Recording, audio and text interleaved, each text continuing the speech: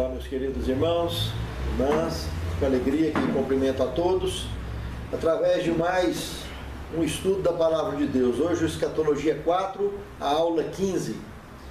Eu gostaria de convidar a irmã Marli, que vem aqui à frente, dirigir uma oração para o início dessa aula.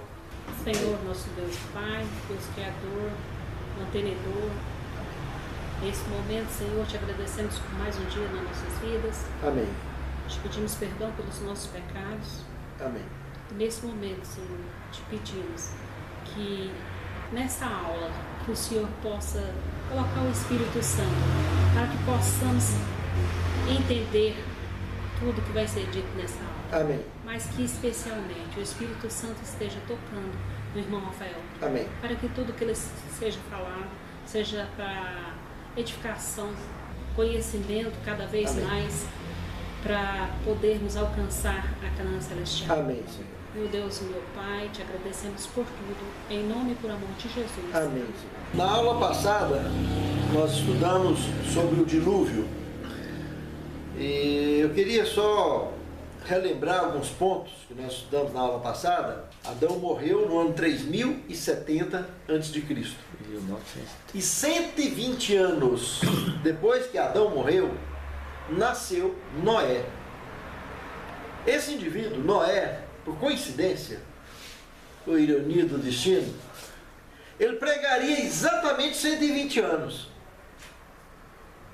A última mensagem de graça para o mundo de seus dias. Veja que coincidência mais interessante. Noé nasceria em 2950 a.C.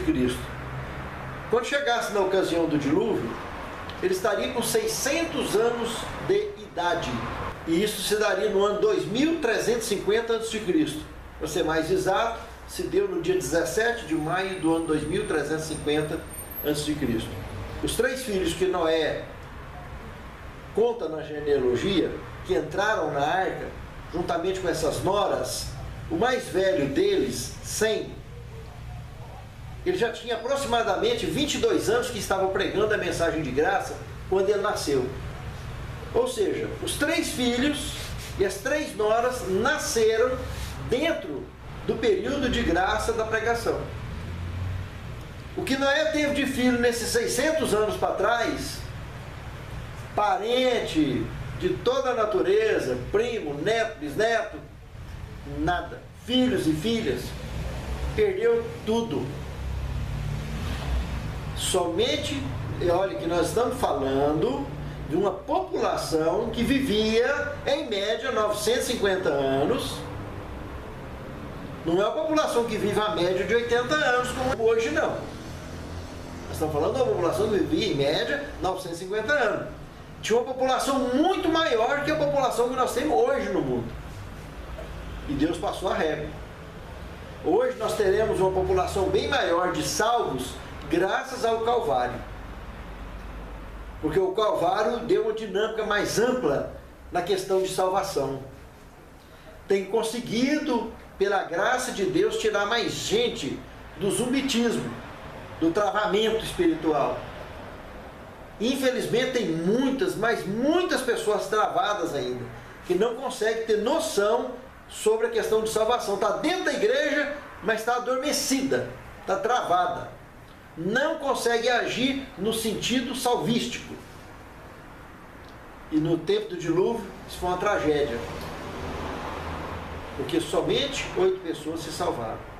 Uma outra curiosidade interessante que nós trabalhamos na aula passada, Noé passou 1 ano e 10 dias dentro da arca, contando com o período da chuva, até quando ele desceu da arca. Ele desceu da arca, pela data bíblica, no dia 27 de maio.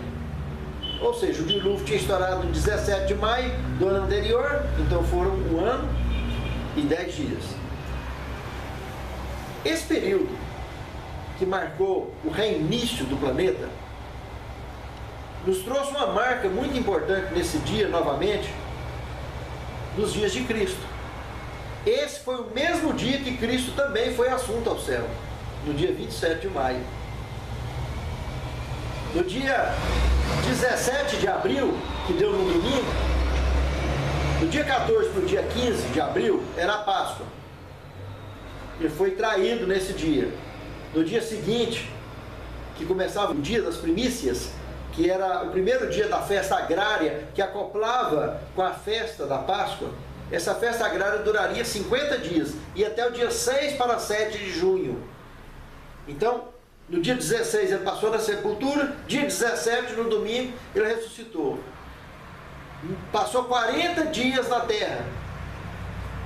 17 de maio, 30 dias, 27 de maio, o dia que ele foi embora para o céu.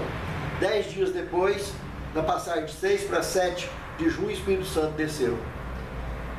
Seria muito interessante a gente marcar essas datas, ter ela na manga da camisa guardada, ter ela no coração, porque tem um certo peso para nós de informação quando as coisas estiverem acontecendo para os nossos dias. E não se esqueça dessa data. 27 de maio, o único fim do mundo que teve, ele pôde recomeçar no dia 27 de maio. Noé e os seus filhos. No dia 27 de maio, nosso Salvador foi assunto aos céus. Dia 6 para 7 de junho, o Espírito Santo desceu na terra para o ministério que chega até os nossos dias. São datas importantes, a gente está guardando e não esquecer delas. O dia e a hora que Jesus vai vir, ninguém sabe. Mas essas datas, Deus tem um cuidado especial com elas, porque biblicamente as questões de datas e de festas, etc., tem muita consonância, tem muita harmonia. Então é bom a gente prestar atenção e guardar isso aí, que pode servir uma hora muito bem para todos nós. Na aula de hoje eu gostaria que vocês abrissem a Bíblia no capítulo 9 de Gênesis. Eu vou pedir a Érica que leia do verso 13 ao 17. Nós vamos perceber aí, já entrando na aula de hoje então, um pacto que Deus fez com o planeta Terra. Presta atenção nesse detalhe da leitura, porque está se tratando de um planeta. Ele não está falando com uma pessoa, especificamente. Está falando com o planeta e os seus habitantes, tudo que tem nele. Leia para nós. O meu arco, tendo posto na nuvem, este será por sinal do concerto entre mim e a terra. E acontecerá que, quando eu trouxer nuvens sobre a terra, aparecerá o arco nas nuvens. Então me lembrarei do meu concerto que está entre mim e vós. E ainda toda a alma vivente de toda a carne e todas as águas não se tornarão mais em dilúvio para destruir toda a carne. E está o arco nas nuvens, e eu o verei, para me lembrar do concerto eterno entre Deus e toda alma vivente, de toda carne que está sobre a terra. Disse Deus a Noé: este é o sinal do concerto que tenho estabelecido entre mim e toda a carne que está sobre a terra.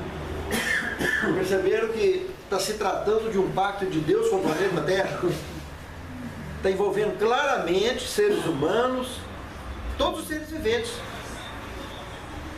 Veja que uma coisa que nós comentamos na aula passada, que qual foi o único tipo de construção que sobreviveu ao dilúvio? Pirâmide. As pirâmides, que estão lá no Egito, que vimos na Bíblia, conseguimos estudar pela história, pela arqueologia delas, que não tem ainda, até hoje, nenhum arquiteto, nenhum engenheiro que dê conta de construir pirâmides. As mentes que construíram, que fizeram aquelas construções, indiscutivelmente e incontestavelmente foram construídas por pessoas que estão anos-luz à nossa frente em evolução tecnológica e científica. Esses indivíduos, se a pirâmide está lá construída, eles conviviam aqui. Pessoas com essa tecnologia avantajada. E eles seguramente não se envolveram com o dilúvio. Eles tinham tecnologia para poder sair fora. A raça caída, os descendentes de Adão, do Adão que foi expulso do jardim, na condição primitiva, não tinha ainda, nem de longe até hoje, não tem condição de construir uma pirâmide daquela. E ela está aí para envergonhar qualquer um, está lá no Egito, as 3 pirâmides. Complexo de Gizé. Está lá. Nem com a mostruária ninguém dá conta de fazer. Quem construiu não está aqui em cima convivendo conosco normalmente. Nós não temos contato. A raça caída, então, que descendeu de Adão e agora estava ali na descendência de Noé, 3 dos únicos, de todos os filhos que ele teve, somente 3, com as suas 3 noras, e filhos que nasceram dentro do período de graça. Ele já estava com 500 e tantos anos quando teve a Sem, o primeiro.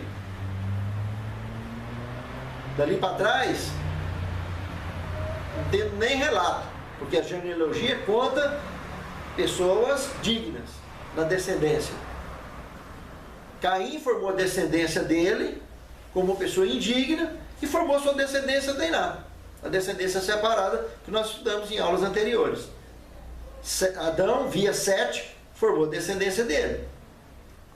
No dilúvio fechou tudo junto. Filhos dos homens, filhos de Deus, encerrou na geração de Noé.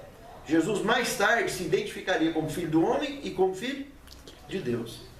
Porque ele veio para salvar tudo o que estava perdido. Na realidade, toda a raça, a descendência de Adão estaria perdida. E está perdida. Só deixa de estar aquele que aceita fazer parte de uma raça eleita. Aí é diferente, como Noé aceitou, esses 3 filhos aceitou, essas noras aceitaram. Aquele grupo inteligente também tem divisão entre eles. Nós já citamos em aulas anteriores, Filipenses 2,10, né? Ao nome de Jesus dobre o joelho de todos aqueles que moram debaixo da terra, em cima da terra, no céu, em qualquer lugar. Vimos em Apocalipse 12,12, gente debaixo do mar. Então, também tem divisão entre eles. Filhos de Deus, filhos dos homens. Quem segue a luz e quem segue as trevas. Jesus morreu, não foi para salvar simplesmente um ser humano que pecou. Ele morreu para salvar toda a raça que caiu. Todos os seres que pecaram e caíram. E nós sabemos biblicamente que o pecado não começou com Adão. Ele começou no céu. Quando fala céu, está falando em outros mundos. A gente tem uma tendência carochita de quando fala céu, ficar imaginando um papai do céu sentado numa nuvenzinha, com um cajadinho na mão, e um monte de anjinho, cheio de asinha assim em volta. A pirâmide foi feita antes de Adão e Eva? As pirâmides foram construídas antes de Adão e Eva? Não, antes de Noé. Antes? É. Foi depois. Foi, bem depois. Ah, tá. Bem depois. Beleza. Então, vocês veem que é uma coisa assim muito interessante quando fala nessa questão de céus, a gente olha no plural. Imagina que Deus não aposentou. Na primeira aula do Escatologia, vocês viram, nós estamos a nossa galáxia, essa nossa galáxia, gastaria, do ponto que nós estamos aqui embaixo, cerca de 25 mil anos-luz para atravessar a nossa galáxia. E muito acima da nossa, nós temos a Andrômeda, uma galáxia muito mais velha do que a nossa e muito maior do que a nossa. Estamos falando em galáxias. Entendeu? A nossa galáxia tem bilhões e bilhões de planetas e estrelas, sóis. Então, esse assunto tem um peso muito grande. O que nós estamos tratando aqui de recuperação, nós tratamos, por exemplo, alguns dias atrás também, de Melquisedeque, filho de Adão, que não pecou. Tratamos em aulas anteriores. Esse indivíduo está contado entre os seres que não teve consequência com o dilúvio. E, consequentemente, nunca foi membro de raça caída, ele é membro de raça pura. Porque quando Jesus, lá no livro de Hebreus, no capítulo 7, fala que ele recebeu o sacerdócio, segundo a ordem de Melquisedeque, nós estamos tratando de algo muito elevado. Veja que daqui mais alguns dias, na próxima aula provavelmente, nós vamos estar entrando já na descendência de Abraão. E vocês vão ver Melquisedeque ali, encontrando com ele lá em Salém, que é a antiga Jerusalém, que tem registros pré-históricos dela há 3.000 anos antes de Cristo, ou seja, antes do dilúvio. Esse indivíduo, Melquisedeque, ele começou o sacerdócio dele quando Adão foi colocado para fora, seu pai, e assumiu a representação da raça pura. Antes do dilúvio aconteceu, o jardim foi recolhido e levado para o céu. Mas nós sabemos que o único ser da raça pura que não foi junto e está andando por aqui é Melquisedeque. Até que Jesus pudesse vir e ele transferiu o sacerdócio para ele. Então tem todo um trabalho que foi feito que a teologia bíblica não contesta. Não há quem conteste. Ele está traçado dentro da Bíblia Sagrada, de Gênesis ao Apocalipse. Aquelas pirâmides foi feita para sarcófago, foi? Tipo um... Não tem um sarcófago dentro delas. Todos os cemitérios estão fora delas. Ué, mas... Nenhuma tem lá dentro. Não é dentro. Todas foram fora. Para que elas foram construídas então? Moradia. Normal. Tipo palácio, né? Moradia normal. Primeira vez que ele fala isso. Não, mas eles falam, mas em toda a arqueologia, todos os cemitérios estão do lado. Ninguém nunca achou um cemitério de pé. Muito bem. Nós então lemos agora em Gênesis 9, que a Érica leu para nós, no capítulo 9, verso 13 ao 17, que Deus formou um pacto com o planeta Terra. E ele deu um sinal, o arco-íris. Toda vez que chove aparece o arco-íris, é para nós nos lembrarmos que existe esse pacto entre Deus e o planeta Terra. É onde ele promete também, então, que o planeta jamais seria destruído novamente com chuva, com água. Tá? Nós sabemos pelo contexto bíblico, escatológico, que o planeta será destruído com o quê? Fogo. Nós vamos estar estudando isso mais à frente. Eu queria que a Marli lesse agora Gênesis capítulo 9, verso 20 ao 21, um outro cenário que aconteceu de Noé e o álcool. Eu quero que vocês prestem atenção nisso. Nós estamos acabando de sair do fim do mundo. Já começando errado. Foi reconstruir, o Noé estava recomeçando a vida. E o que esse cara foi fazer? Sendo Noé lavrador, passou a plantar uma vinha. Bebendo do vinho, embriagou-se e se pôs nu dentro de sua tenda. Vocês prestou bem atenção nesse negócio? E não foi eu que escrevi, tá aí? Ficou bêbado e pelado. O camarada saiu do fim do mundo. Primeira plantação que ele fez para a sobrevivência dele, da família dele, a coisa que deveria trazer uma alegria muito grande. E só que a alegria passou da medida, porque ele fez uma bebida alcoólica, ele não contentou só com o suco, já tinha prática com isso. Nós estamos falando aí de milhares de anos antes de Cristo. A técnica de desenvolver bebida alcoólica já corria frouxa, vocês estão vendo aí. E ele se embriagou. E olha, ele embriagou e ficou lá dentro da barraca. Ele não saiu para fora da tenda. Isso demonstra um certo traçado proposital, que ele sabia que se saísse fora, ele teria problema. Ele sabia que ele podia dar vexame. Tanto que ele sabia que vocês vão ver aí que um dos filhos dele resolveu pôr a boca no trombone e ele foi duro com o filho, amaldiçoando o filho. Cão, o filho do meio. Mas o que eu quero mostrar aqui é que essa raça, a raça que caiu e que Deus chama para ser raça eleita, nós estamos tratando de um eleito, de um escolhido, que resolveu dar uma fugidinha, dar uma escapadinha, dar uma tropeçada. E isso teve preço, teve consequência. E tem muita coisa que a gente faz na vida da gente, erros que a gente comete, que muitas vezes não envolve só a gente. Acaba envolvendo filhos, cônjuges, pais, amigos, vizinhos, funcionários, patrões. Então o eleito, o escolhido, ele deve pensar muito antes de tomar certas decisões. A nossa vida é muito passageira, muito curtinha. É mais rápida que um orvalho, nós que somos mortais. A gente pensa que dura muito tempo, mas não dura nada. Nossa vida passa tão rápido quanto um orvalho, olhando da ótica divina, que é eterna. Então nós não deveríamos perder tempo com nada. Pegar o gancho que nós temos da graça e da salvação e não abrir mão disso. Porque se abrir, o preço pode ser muito caro. Eu vou pedir o Jorge que leia no capítulo 9, verso 22 a 27, cão e a maldição. Vocês vão ver aí o peso que tem transgredir o 5º mandamento da lei de Deus. O pai de Canaã, vendo a nudez do pai, fê-lo saber fora a seus 2 irmãos.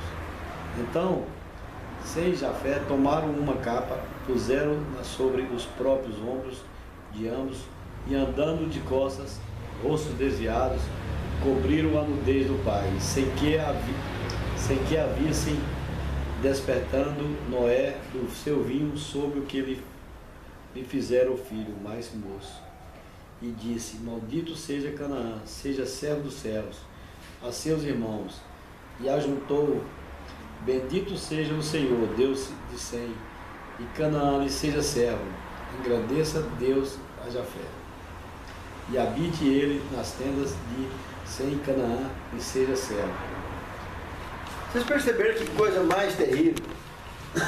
A gente, ao olhar essa leitura simplesmente por cima, dá a impressão que o cara é muito severo, né? Só que aí o que fica evidente é que Noé, ele já tinha um ranço de alcoolismo. Ele já tinha esse perfil comportamental, e é tanto que ele tinha, que ele trabalhou de forma reservada, dentro da tenda dele. Que ele sabia que ia dar vexame se saísse fora. E o filho do meio, que já não estava, já devia ser um agitador, percebeu a ausência do pai, estava muito quietinho, já foi lá para ver. E acabou colocando a boca no trombone. E veio esse desgaste, que já pode ter sido frutos de outros desgastes que já aconteceram no passado. E o fato é que aconteceu, e veio a maldição. Agora, o que eu queria que vocês observassem aí, que na descendência desses 3 indivíduos, o mundo seria refeito. Noé era um indivíduo como eu e você. Todos os profetas, todos os personagens da Bíblia eram pessoas como eu e você. O único indivíduo que nasceu como membro de raça caída, recebeu sangue da raça mortal, da veia, e misturado com o sangue puro que ele tinha, se chama Jesus Cristo, Filho de Deus. Esse cresceu como mortal entre nós, sujeito a todos os problemas nossos, e nunca pecou. Foi tentado em tudo e não pecou em nada.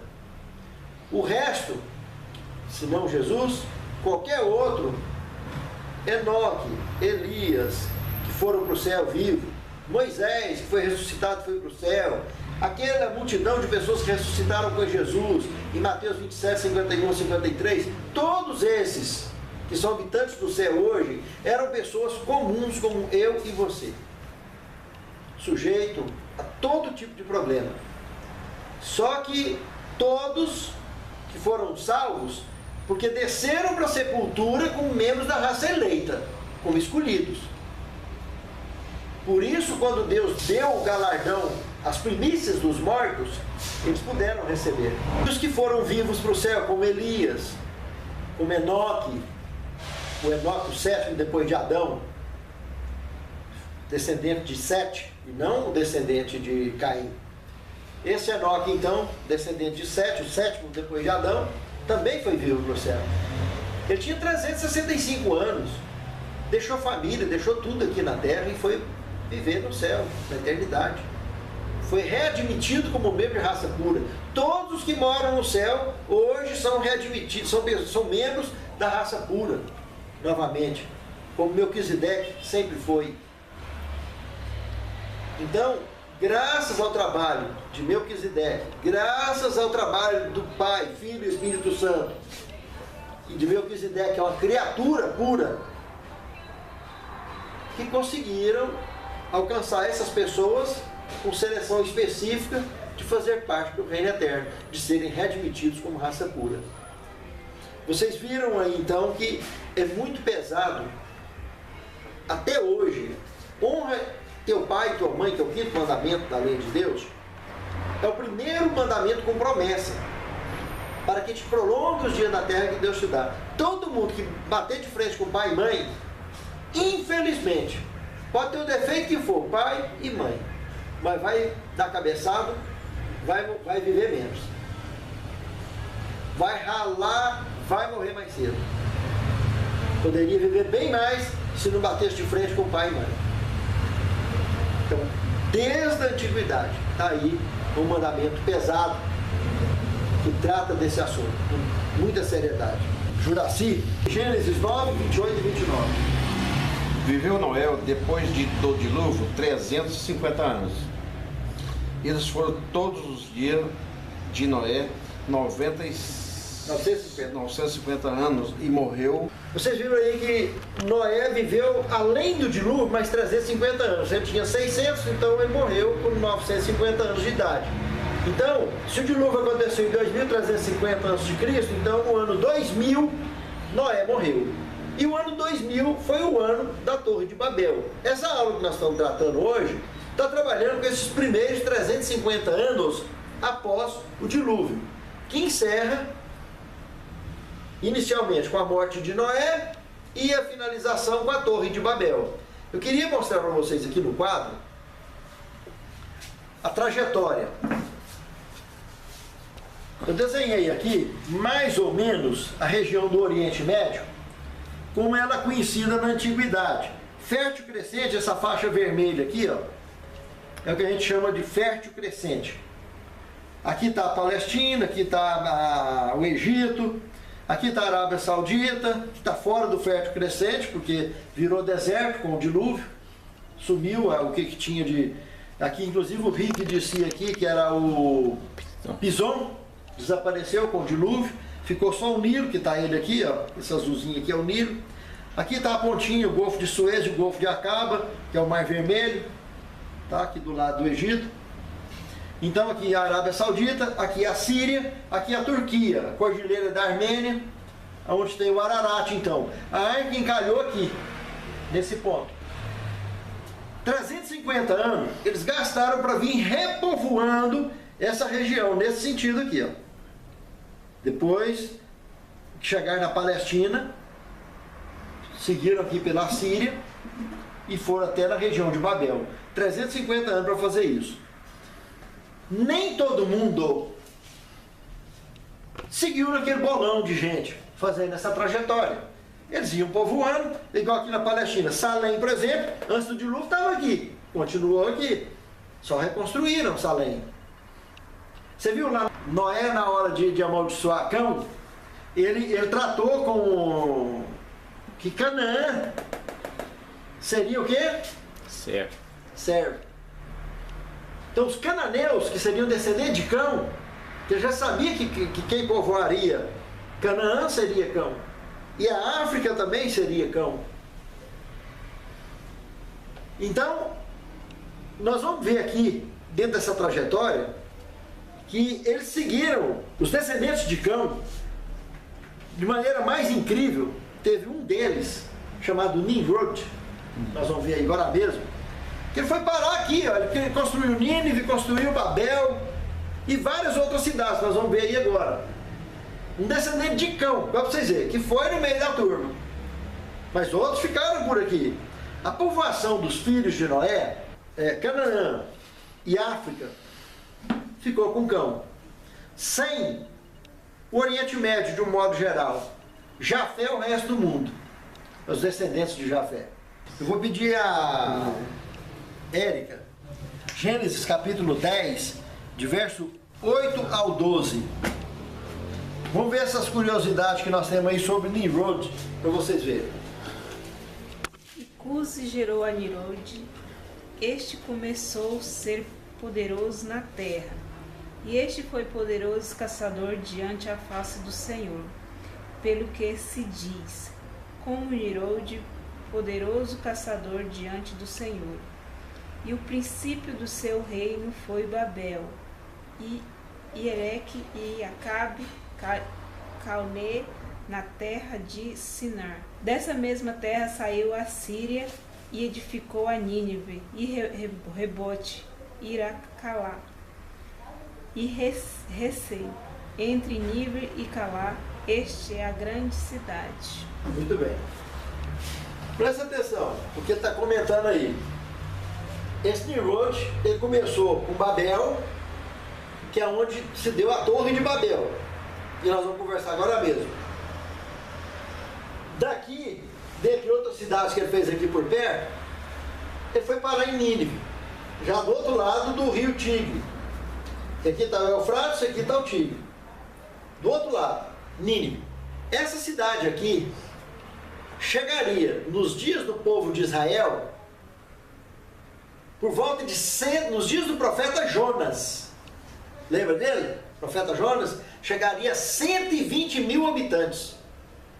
Mais do dobro da população que Babilônia em toda a sua glória teve. Veja que coisa mais interessante, para vocês terem uma noção do potencial que foi Nínive.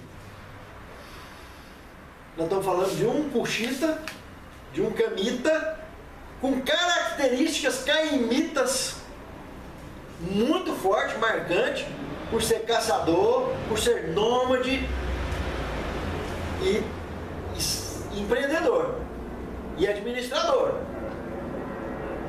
A diferença dele com Caim é que ele não estava, ele propriamente dito, não estava amaldiçoado como pessoa, como indivíduo. Então ele abriu o peito e foi em frente, tentar fazer o que podia. E o mundo antigo deveu muito a ele. Ficou em dívida com ele, porque ele realmente foi um camarada que fez uma abertura tremenda. Dentro dessas cidades antigas que foram feitas nessas trajetórias, aqui embaixo ficou também Ur, aonde nasceria Abraão mais tarde, o nosso próximo personagem que nós vamos estar estudando na aula que vem. Aqui tem Uz também, onde nasceria Jó, contemporâneo de Abraão. Quando Abraão saísse daqui e vir aqui para a Palestina, ele passaria e deixaria o servo Jó, aqui na região de Uz, na Síria, tá? E aqui, como eu já disse, tinha Salém, depois foi ampliando as cidades. Aqui embaixo, as cidades em volta da região do Egito também, já se refazendo naquela época. Então, tudo isso aqui, meus irmãos, é o que nós temos que aconteceu no passado. Agora, entrando na Torre de Babel, esse marco, que é muito importante, que nós vamos estar partindo para a finalização dessa aula de hoje, estudando a Torre de Babel, capítulo 11 de Gênesis. Jorge? Ora, em toda a terra havia apenas uma linguagem, uma só maneira de falar. Veja bem, só tinha um idioma na face da terra. Nós estamos falando de quanto tempo? 2000 anos antes. Então, no ano 2000 antes de Cristo, o pai de Abraão já estava vivo, vivia ali na região do Sinar, que a gente chama, o Sinear, essa região aqui do sul da Babilônia.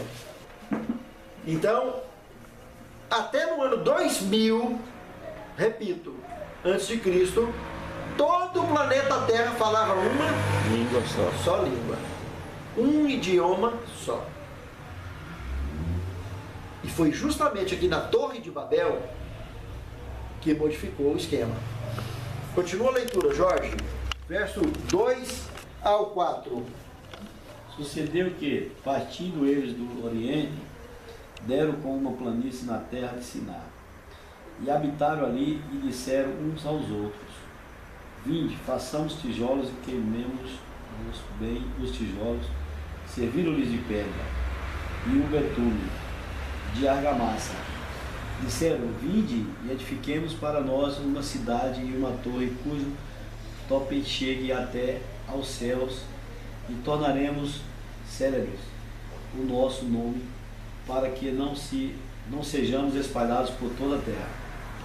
Então desceu o Senhor para ver a cidade e a torre que os filhos dos homens edificaram. Tá, vamos observar aqui agora. Presta atenção. Vocês perceberam que a gente lê na Bíblia isso aí, parece que está tudo aqui pertinho, né? Ele saiu do Oriente. Olha lá onde é que está o Oriente. E foi parar lá na planície do Sinear. Nós estamos falando, se eu passar uma linha reta aqui, dá 1.650 quilômetros de distância. Então eles gastaram do Ararat, da vinda da Palestina, e lá, lembra quantos anos que eu falei? 350 anos, repovoando a face da terra. E já foi ficando gente, para tudo quanto é lado. E acredito eu, piamente, que o nosso amigo Melquisedeque já estava por aqui. Tanto que Noé morreu por aqui. Ele não saiu daqui. E para cá tava, o chumbo estava comendo do lado de cá já. E o que os caras queriam construir aqui, embaixo, que vocês viram aí? Uma cidade em forma de torre. Uma cidade em forma piramidal. Que o cume topasse no céu. A queda do pirâmide do Egito, que tem aquela altura toda que nós já comentamos, eles queriam fazer uma muito mais alta, porque eles tinham uma referência, mas não tinha cultura para fazer. Agora, quem é que deveria estar por trás para dar condição para eles construírem uma coisa daquela? E por que Deus, Pai, Filho e Espírito Santo, desceram justamente para impedir? Se Pai, Filho e Espírito Santo percebessem que eram pessoas igual eu e você só que estariam envolvidos nessa construção, eles iriam descer os três? Não. Se eles desceram é porque viu que tinha fundamento que estavam fazendo. Lê lá, Jorge, o verso 5 ao 9. Então desceu o Senhor para ver a cidade e a torre, que os filhos dos homens edificavam. E o Senhor disse: Eis que o povo é um e todos têm a mesma linguagem. Isto é apenas o começo. Agora não haverá restrição para tudo que intentam fazer. Vinde, desçamos e confundamos. Presta atenção nessa língua. Jorge, repete isso aí. Presta atenção nesse detalhe. A linguagem que Deus usou. Ele não está sozinho. Não haverá restrição para tudo. Vinde, desçamos. Vinde, desçamos e confundamos ali a sua linguagem, para que não entendam a linguagem de outro. Destarte o Senhor o dispersou dali pela superfície da terra.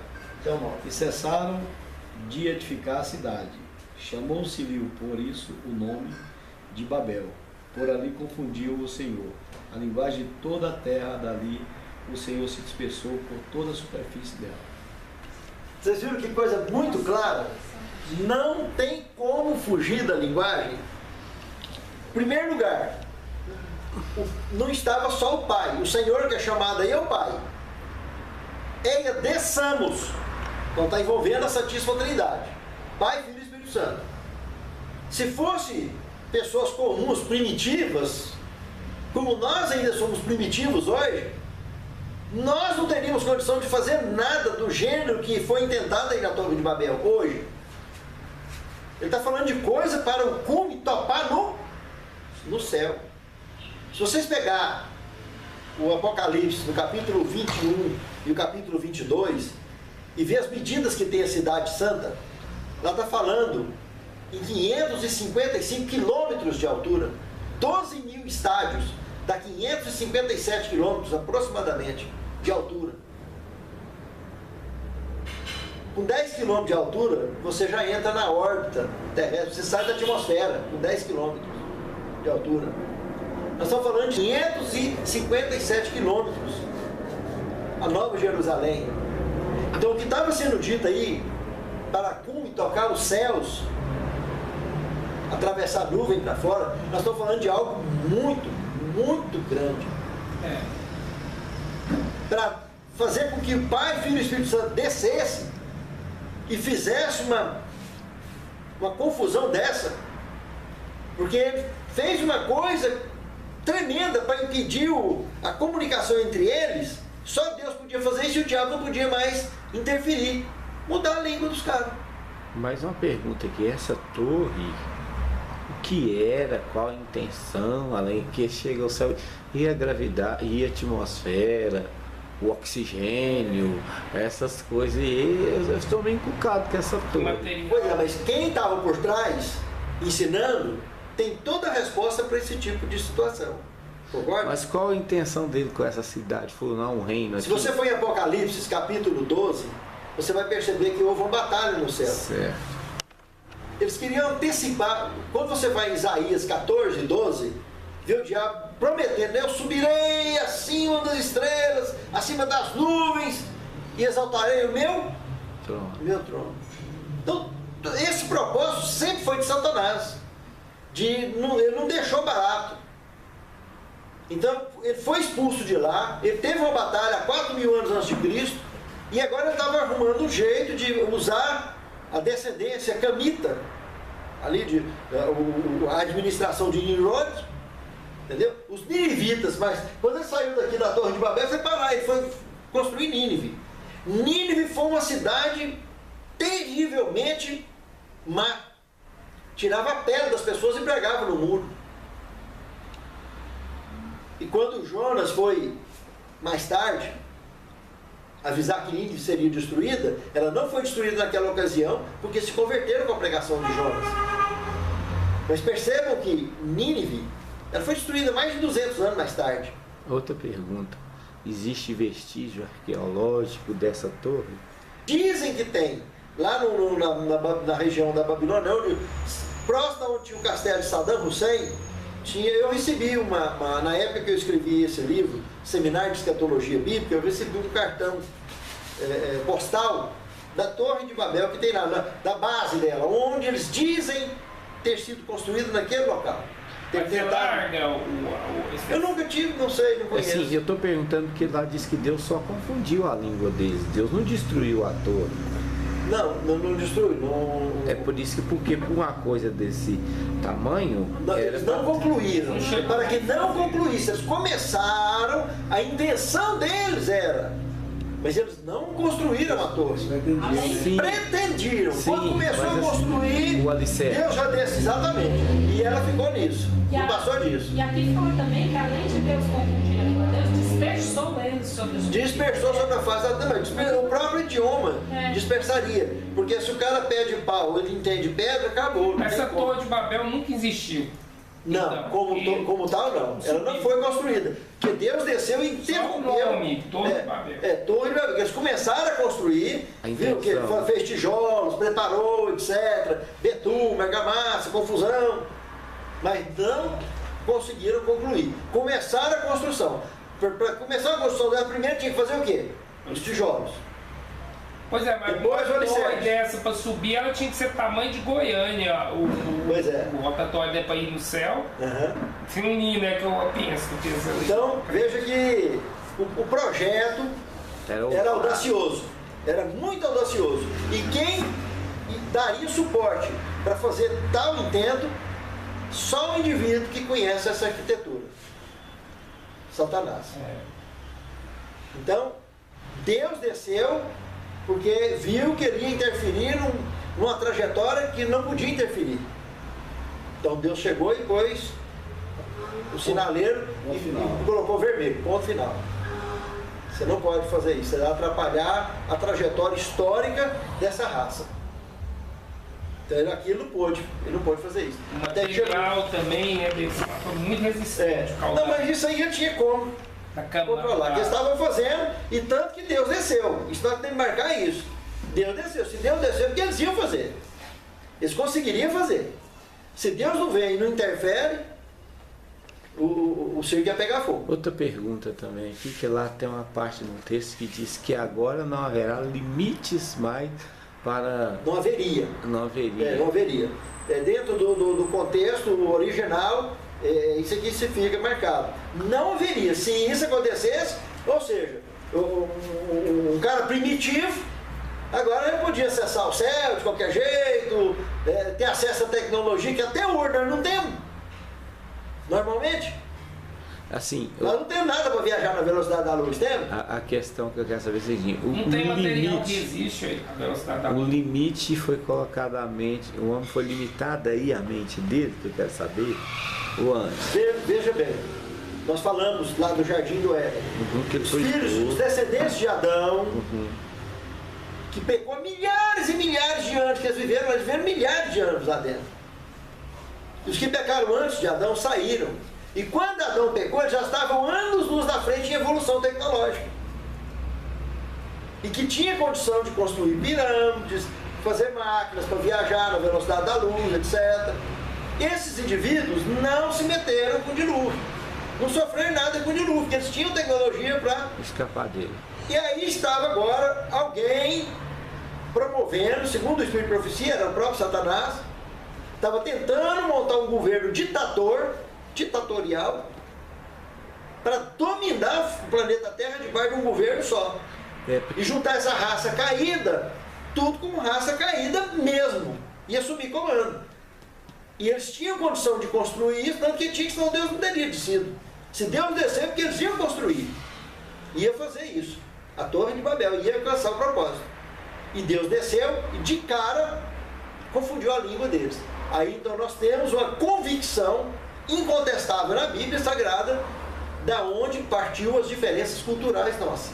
Outra pergunta Torre que de eu Babel. tenho é porque assim, os descendentes de Noé eram humanos limitados e primitivos. Exatamente. Quer dizer que eles tinham ajuda de outros que não Teve, obviamente, porque é justamente esse o caso que eu estou evidenciando. Porque eles, como primitivos, jamais teriam condição, porque estavam em franca evolução, mas muito longe de ter condição de fazer uma torre que tapasse o céu. De forma alguma, uma cidade em forma de torre, nem pensar. O mundo Entendeu? só era mundo no Oriente Médio nessa época, que na Europa, na América do Sul, América do Norte não existia. Você lembra que nós tratamos em aulas anteriores, Atlântida, Oceano Atlântico? Já existia. Já estava lá, existiam descendentes dele na América do Sul, tudo. Mas ali o cientista fala Com o que dilúvio emendado a Terra, Hã? foi com o terremoto que foi separando, já ouviu falar essa história? Não, isso é história. Não, mas tem as medidas certinhas lá Não. na América do Sul. Não, eles são teorias. Não tem nada de medida certinha, que se tivesse não teria tantas teorias como Foi tem. desmembrando com o tempo. Não. Nós temos uma convicção que Atlântida, que estava em cima do Atlântico, afundou. Ponto. O resto está aí até hoje. A respeito de Atlântida, você falou que não existe vestígio arqueológico, existe sim. Eu estava assistindo um documentário, no fundo do mar, várias estátuas lá de pessoas assim, no rumo do Oceano Atlântico, parecendo como é que fala, gente? Um altar de adorar a Deus, essas coisas. No fundo do mar, o historiador ele falou, e isso tudo foi encontrado no rumo do oceano, quer dizer, afundou alguma coisa, tal. Como é que as estátuas estão lá? Veja bem, vocês lembram na aula passada, se não me falha a memória, que eu comentei dos sítios arqueológicos de gigantes, que governos têm escondido, pessoas de cargos nobres em faculdades federais do mundo inteiro, homens, mulheres, têm sido demitidos por mostrar coisas, revelar coisas que tratam da nossa origem e foge do consenso normal, que é esse da carochinha que todo mundo conhece. Não quer... Então nós não temos evidências nas mãos abertamente reveladas para poder, um ou outro que levanta e faz o que eu estou fazendo aqui. Que tá lá? Que tá, tem muita coisa, tem mais coisa entre o céu e a terra Que a gente imagina. do que a vã filosofia do homem pensa que sabe. Então, como nós não temos evidências nas mãos, é melhor trabalhar com o pouco de informação que às vezes temos de alguns estudiosos respeitados que apresentam alguma prova, do que tentar insinuar ou ficar viajando, que não vai dar futuro nenhum. O mais sensato é ter evidência na mão. Se ele não tem evidência na mão... Prova concreta. É prova concreta. Se não tiver prova concreta... Não adianta. Nós podemos pegar a entrelinha da Bíblia, trabalhar, mas nós temos base para entrar. Igual quando eu peguei lá Levítico 18 e procurei trabalhar ali o contexto de Atlântida, em Levítico 18. Então nós temos linguagem para isso, aquele vômito de Deus vomitar da terra. Então nós temos duas nações que foram vomitadas. Temos Atlântida e temos Sodoma e Gomorra. Uma com água e outra com fogo. Por coincidência, entre janeiro a maio do ano 2350 a.C., Atlântida afundou. Para o mundo antediluviano ver como é que o mundo seria destruído. Sodoma e Gomorra depois foi destruída com fogo, para mostrar para o mundo inteiro como é que o mundo inteiro vai ser destruído. É muita coincidência, não é não? Esses sinais de advertência para mim e para você é muita coincidência. E aonde nós estamos? O que é que nós estamos fazendo? Estamos colocando as coisas de Deus em primeiro lugar? Porque o propósito dessa aula aqui, todos que estão assistindo aqui, e que estão assistindo na internet, estão assistindo dentro do canal, o propósito é chamar a nossa atenção se nós estamos destravados. Estamos abandonando o zumbitismo. Estamos ativos. Estamos colocando em primeiro lugar as coisas de Deus. Não vamos abrir mão das coisas de Deus por nada desse mundo. Porque Jesus está voltando. Independente da nossa posição social, querendo ou não, né? Querendo ou não, do jeitinho de ver arco-íris no céu, ver o sol, pode ter certeza absoluta, ele vai voltar. Só que muita gente vai desmaiar de terror. Vai ranger dente, vai quebrar queixo. E nós não precisamos passar por isso. Os estudiosos da Bíblia, os escolhidos do Senhor, não precisam passar por isso. Na aula que vem nós estaremos entrando na história de Abraão e dando sequência. Que Deus abençoe a mim e a você, cada um de nós que estamos assistindo essa aula pelo mundo afora. Que o Senhor possa nos guiar firmemente, que jamais a gente venha abrir mão de levar em primeiro lugar as coisas de Deus e servirmos em espírito e em verdade. E assim que Jesus voltar, não importa onde a gente vai estar, se vai estar dormindo debaixo da terra, se vai estar em pé, mas que nós possamos ir ao encontro com o Senhor nos ares e um dia, essa turminha aqui, junto com todos os outros que estão assistindo, com todos os escolhidos do Senhor, poder andar por esse mundo afora e lembrar desses dias gostosos, dos quais o Espírito Santo nos levou, nos tirou das trevas e nos levou para a luz. Que Deus abençoe a mim e a você. Vamos ficar de pé e encerrarmos com a oração?